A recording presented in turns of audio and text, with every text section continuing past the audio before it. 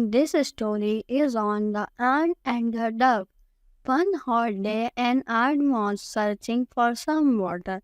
After walking around for some time, she came to a spring. To reach the spring, she had to climb up a blade of grass.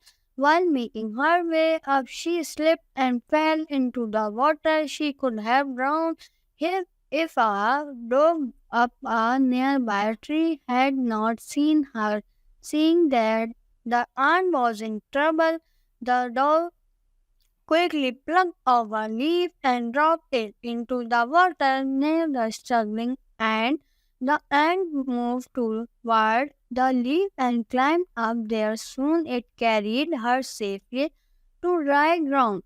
Just at that time, a hunter nearby was throwing out his net toward the dove, hoping to trap it, guessing what he was about to do. The ant quickly bit him on the heel.